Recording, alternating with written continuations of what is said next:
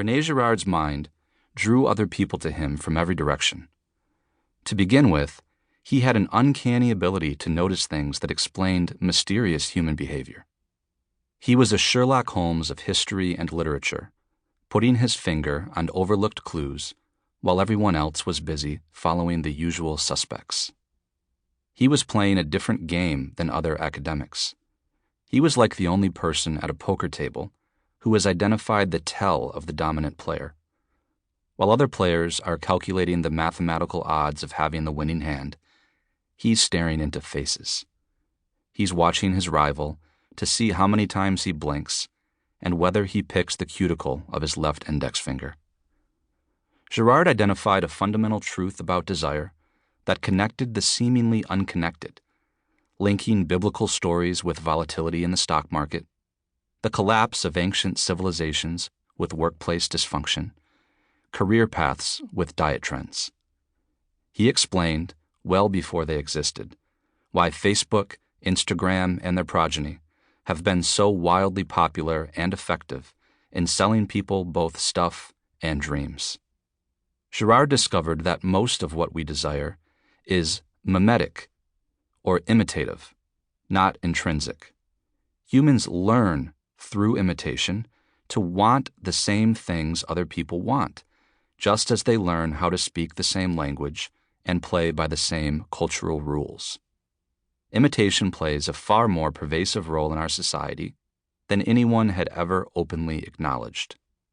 Our power of imitation dwarfs that of any other animal. It allows us to build sophisticated culture and technology. At the same time, it has a dark side. Imitation leads people to pursue things that seem desirable at first, but ultimately leave them unfulfilled.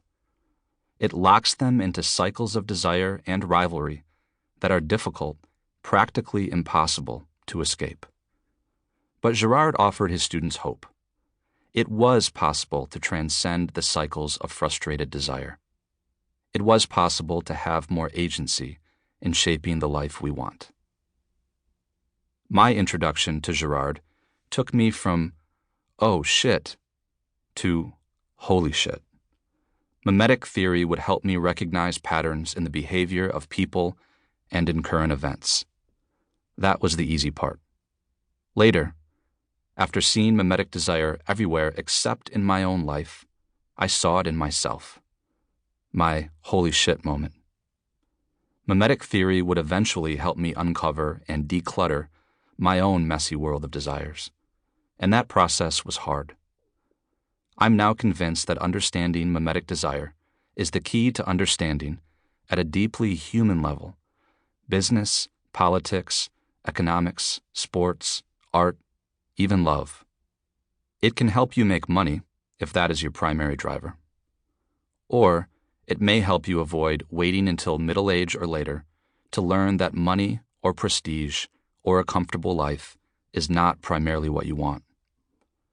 Mimetic theory sheds light on what motivates economic and political and personal tensions, and also shows the way out of them. For those with a creative spirit, it can guide their creativity to projects that create real human and economic value, and not just wealth transfers. I don't claim that overcoming mimetic desire is possible or even desirable. This book is primarily about growing more aware of its presence so that we can navigate it better. Mimetic desire is like gravity. It just is. Gravity is always at work. It causes some people to live in constant pain when they don't develop the muscles in their core and around their spine to be able to stand up straight and face the world, to resist the downward pull. Others experience that same gravity and find ways to go to the moon. Mimetic desire is like that. If we're not aware of it, it will take us places we don't want to go. But if we develop the right social and emotional muscles in response to it, mimetic desire becomes a way to effect positive change. The change you make is up to you, or at least it will be by the end of this book. There is a growing community of people interested in mimetic theory that spans the political left and right, cuts across siloed disciplines, and stretches across many countries where the divides are different, but the theory is explanatory.